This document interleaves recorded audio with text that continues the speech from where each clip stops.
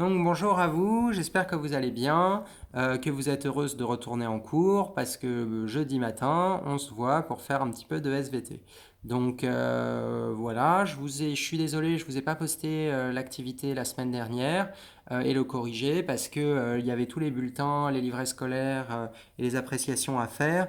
Donc c'est vrai que c'était un petit peu compliqué et du coup, je vous la poste aujourd'hui. Alors je suis vraiment désolé parce que jeudi, du coup, ceux avec qui j'ai cours jeudi et vendredi, vous aurez que 2 3 jours pour faire l'activité, mais vous allez voir, c'est pas très compliqué.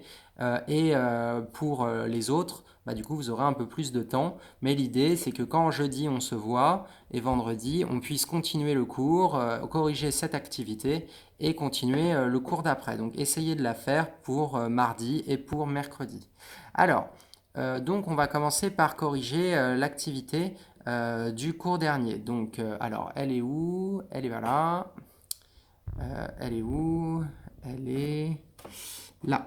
Donc voilà, qu'est-ce qu'il fallait faire? Il y avait plusieurs choses à faire. D'abord, il fallait télécharger le logiciel Philogène. Alors, ceux qui n'avaient pas de Mac, de PC, ils ne pouvaient pas le télécharger, ça ne marchait pas parce qu'il fallait un PC. Bon, il y en a eu qui ont des problèmes, qui n'ont pas trop compris comment ça marchait. Donc, c'est pour ça que je vous fais une vidéo, c'est je vais vous montrer en direct comment ça marche. Alors, déjà, il fallait installer le logiciel Philogène et le télécharger. Donc une fois que vous l'aviez téléchargé, vous aviez ça. Il fallait cliquer ici et choisir Primate Collège pour commencer. Donc on est dans Primate Collège, c'est très bien. On fait OK. Ensuite, qu'est-ce qu'on fait? Il fallait... alors, je vais regarder les consignes en même temps parce que je ne les connais pas par cœur. Donc, il fallait sélectionner, il fallait construire une matrice. Alors, il y en a qui m'ont demandé où était le bouton construire une matrice. Vous le voyez, il est là. C'est le même ici. Bon, ça, c'était la partie la plus facile. Ensuite, on cliquait sur les différents caractères, donc coccyx, ongle, poil. Ensuite, sur les différentes espèces, donc chimpanzé, gorille, homme et macaque et chat. Voilà. Ensuite, qu'est-ce qu'il fallait faire? Donc, je regarde. C'est pas là, c'est là. Ensuite, remplir le tableau en cliquant sur les cases et la lettre de vos connaissances. Donc le chimpanzé, est-ce qu'il possède un coccyx? On voit coccyx, oui, présent. Le gorille, coccyx, présent, oui. L'homme, présent, oui. Le macaque, non. Alors c'est difficile de savoir exactement s'il y a un coccyx, mais comme c'est pas marqué, on en déduit qu'il n'y en a pas, absent. Et le chat, est-ce qu'il possède un coccyx? On ne voit pas, il n'y en a pas, absent. Ensuite, les ongles. Est-ce que le chimpanzé il possède des ongles? On voit oui, présent. Le gorille, oui, présent. L'homme, oui, présent. Le macaque, oui, présent. Et le chat. Alors, on peut penser que le chat, il possède des ongles, mais en fait, ce n'est pas des ongles, c'est des griffes. Donc, c'est pas pareil. Là, on voit que sur l'image, il n'y a pas marqué ongles. Donc, forcément, il n'y a pas d'ongles. Donc, on va mettre absent. Absent. Les poils. Oui, présent chez le chimpanzé, présent chez l'homme, présent chez le gorille, présent chez le macaque et absent chez les chats persans. Non, présent, je rigole. Ensuite, on a tout ça. Qu'est-ce qu'on fait? On vérifie si la matrice elle est bonne. Le tableau il est correct, c'est tout bon. On peut passer à la suite. Donc qu'est-ce qu'il faut faire par la suite? Il faut regarder. Alors, cliquez sur vérifier, on a fait établir les liens de parenté. Établir les liens de parenté, les boîtes sont tracées, c'est pour le sélectionner de caractères. Activez d'abord l'icône comme ça. On active l'icône comme ça. Et ensuite, on clique sur les caractères, coccyx, ongles et poils. Voilà. Et là, qu'est-ce qu'on obtient? On obtient plusieurs choses. D'abord, on obtient des groupes emboîtés. Les groupes emboîtés, vous l'avez fait normalement quand vous étiez en 6e. Donc, qu'est-ce que c'est les groupes emboîtés? Eh bien, vous avez des boîtes, et dans ces boîtes, il y a d'autres boîtes. Donc là, il y a 3 boîtes. Et dans ces boîtes, il y a les noms des espèces. Donc, on voit que le chat, il est dans la boîte poils, ce qui est plutôt normal, le chat a des poils. On voit que dans la boîte ongles, elle est dans la boîte poils. Pourquoi? Parce que, en l'occurrence là, ceux qui ont des ongles, ils ont aussi des poils. Donc le macaque, il a des ongles, et comme la boîte ongles, elle est dans la boîte poils, il a aussi des poils. Ensuite, la 3e boîte, le coccyx. Donc on voit que le chimpanzé, le gorille et l'homme, ils possèdent tous les 3 un coccyx. Et ils sont dans la boîte ongles, donc ils possèdent des ongles. Et ils sont dans la boîte poils, donc ils possèdent des poils.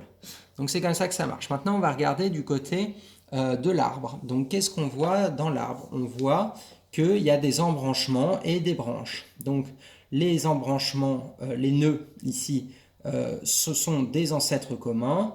et ce sont des espèces au bout des branches.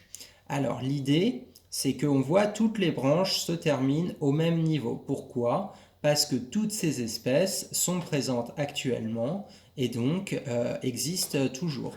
Alors ensuite, qu'est-ce qu'on observe? On va essayer de comparer. On voit qu'il y a 3 espèces qui ont un ancêtre commun.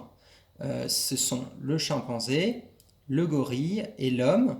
On voit qu'il y a un seul nœud qui les relie. Ça veut dire que pour le moment, tous les 3, ils ont un ancêtre commun. Alors attention, il faut bien faire attention, c'est que là, on n'a que 3 caractères. On peut très bien faire un arbre avec 50 caractères et on aura des ancêtres communs différents. Mais en l'occurrence, là, avec ces 3 caractères-là et ces 5 espèces, on se retrouve avec un ancêtre commun au chimpanzé, au gorille et à l'homme. Ils sont donc plus proches les uns des autres, les 3 ensemble, que le macaque ou que le chat. Pourquoi? Parce que le chat, on voit qu'il ne possède qu'un seul ancêtre commun, donc un seul caractère en commun, et ce caractère en commun, c'est les poils. Donc les poils qui sont propres à quel groupe? Donc au groupe des mammifères. Voilà, j'espère que vous avez trouvé. Ensuite, on voit que le macaque, il possède un ancêtre commun avec le chat, au niveau du caractère poil, et un ancêtre commun avec l'ancêtre commun du chimpanzé, du gorille et des hommes, qui sont donc les ongles. Les ongles qui sont du groupe, donc de quel groupe? Du groupe.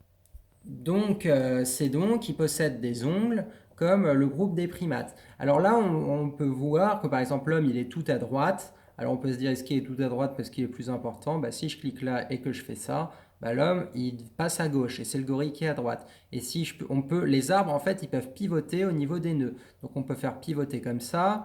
Il y a plein de manières de faire pivoter. Donc finalement, on peut avoir, c'est pas forcément si c'est à gauche ou si c'est à droite, ça change pas grand-chose parce que tout peut pivoter. Donc voilà. Ça, c'était pour Phylogène. Alors ensuite, la deuxième partie de l'activité. Donc explique quel est le plus proche parent de l'homme à l'aide du document 2. Donc là, on a un tableau avec des pourcentages de différence entre les fragments d'ADN comparables de 3 groupes de primates. Donc comme on avait vu dans Phylogène, on avait un ancêtre commun pour l'homme, le gorille et le chimpanzé, mais du coup on ne peut pas différencier si le gorille est plus proche de l'homme ou s'il est plus proche du chimpanzé. Donc qu'est-ce qu'on fait? On compare l'ADN. Donc on va regarder l'ADN, vous aviez vu, c'était composé de bases azotées, donc ATCG. On va comparer les différentes lettres et on va voir si elles correspondent, à quel pourcentage elles correspondent entre l'homme, le gorille et le chimpanzé. Donc aujourd'hui, c'est pas très compliqué. On peut séquencer, donc c'est-à-dire trouver l'ADN de tout l'ADN de l'homme, tout l'ADN du gorille et tout l'ADN du chimpanzé. Alors, il faut faire attention, ce sont des pourcentages de différence. Donc, c'est pas plus le pourcentage géo, plus ils sont proches, mais c'est plus le pourcentage géo, plus ils ont de différence, donc moins ils sont proches. Donc, on voit que l'homme, il possède avec le gorille 1,51% de différence et avec le chimpanzé 1,45% de différence. Donc on voit qu'il a plus de différence avec le gorille qu'avec le chimpanzé. Donc déjà on peut dire que l'homme il est plus proche du chimpanzé. Ensuite on voit le gorille il a 1,51 avec l'homme, c'est ce qu'on avait vu avant, et 1,55 avec le chimpanzé. Donc on voit que le gorille il est plus proche de l'homme que du chimpanzé. Et le chimpanzé il a 1,57 avec le gorille et 1,45 avec l'homme, donc le chimpanzé est plus proche de l'homme que du gorille. Alors maintenant, explique en quoi l'affirmation « l'homme descend du singe » est fausse. Donc ça, c'était ce qu'on avait vu dans le cours. C'était cette image-là que je vous avais montré. Je vous avais demandé de réfléchir un petit peu. Donc là, qu'est-ce qu'on voit dans cette image? On voit un chimpanzé ou un singe qui évolue, il se redresse petit à petit et puis il devient un homme jusqu'à aujourd'hui. En fait, c'est pas ça qui s'est passé. C'est-à-dire que le chimpanzé, en fait, c'est une espèce qui a évolué en même temps que l'homme, en parallèle de l'homme. C'est-à-dire qu'on avait un ancêtre commun avec le chimpanzé, et puis le chimpanzé a évolué, l'homme a évolué, et du coup, les deux espèces, elles existent aujourd'hui. Il n'y en a pas une qui est plus élevée que l'homme. Dans 300 000 ans, le chimpanzé, il ne va pas devenir un homme. Il va rester un chimpanzé. Il va évoluer probablement, mais en tout cas, il ne va pas devenir un homme. Donc, qu'est-ce qui va se passer? Qu'est-ce qu'on voit en fait? C'est que finalement, ce n'est pas une évolution qui évolue comme ça, mais c'est des évolutions qui sont en parallèle. C'est-à-dire que l'homme, finalement, c'est pas son ancêtre, ce n'est pas le chimpanzé, mais le chimpanzé, c'est son cousin. Donc il a évolué en même temps. Et aujourd'hui, les deux espèces existent. Donc voilà, c'est pour ça que dans l'affirmation l'homme descend du singe, ce n'est pas bon. L'homme et le cousin. Déjà, l'homme, alors on ne dit pas que le groupe singe n'existe pas, on dit le groupe des primates. L'homme est un primate, le chimpanzé est un primate, et les deux existent actuellement et ont évolué en parallèle. Donc voilà, ça c'était pour l'activité. Ensuite, du coup, on va voir pour la semaine prochaine le cours suivant. Donc on va regarder. Donc on va regarder la suite du cours. Donc le bilan. Le voici, donc il faut l'écrire dans votre cahier. L'homme appartient au groupe des primates car il possède des caractères propres à ces derniers, donc le pouce opposable, l'ongle. Les chimpanzés sont les plus proches cousins car c'est avec eux qu'ils partagent l'ancêtre commun le plus récent. Donc l'homme ne descend donc ni des chimpanzés ni d'aucun primate actuel. Donc voilà, ça c'est le bilan qu'il faut noter. Et ensuite, du coup, on voit la problématique d'après. Donc comment peut-on reconstituer l'histoire de la vie sur Terre? C'est ce qu'on va voir juste après. Vous pouvez noter le grand 4, l'évolution de la biodiversité sur Terre. Donc voilà, et ben on se finissait cette... Ah oui, alors je ne vous ai pas donné. Donc je vous donne l'activité 4 qu'il va falloir faire pour jeudi, vendredi ou la semaine prochaine. Donc voilà, donc un paléontologue a réalisé des fouilles sur un terrain à Anjac dans le sud-ouest de la France. Il avait pour mission de reconstruire le paysage du site il y a 135 millions d'années. Mais un peu distrait, il a commis quelques erreurs. Donc voici le paysage d'Anjac il y a 135 millions d'années, reconstruit par le paléontologue. Donc on voit, il y a des hommes... Il y a des dinosaures, oui. Bon voilà, il y a plusieurs choses. Des brachiosaures, des sauropodes. Donc voilà. Ensuite, on voit à l'aide du document 1 comment le paléontologue a pu reconstruire son paysage. Donc on voit qu'il a différents fossiles, il faudra les analyser et ensuite replace sur la colonne des roches sédimentaires, donc qui est ici, on voit, ça c'est le haut, donc qui correspond à 0 million d'années parce que les couches sont enfouies avec le temps, donc finalement les couches se superposent et plus les couches sont au-dessus, plus elles sont récentes et plus elles sont en dessous, plus elles sont anciennes. Donc essayez de replacer les fossiles dans les couches sur lesquelles ils ont été découverts. Et ensuite, donc vous faites, c'est pas vraiment une frise, mais vous faites une échelle de temps avec les différents fossiles. Et ensuite, vous expliquez ce que nous apprend l'étude des roches sédimentaires sur l'évolution de la vie sur Terre. Voilà, et puis vous me faites ça, et comme ça on corrige quand on se voit, et on passe au cours suivant, et comme ça on pourra finir ce chapitre sur l'évolution et passer à la suite.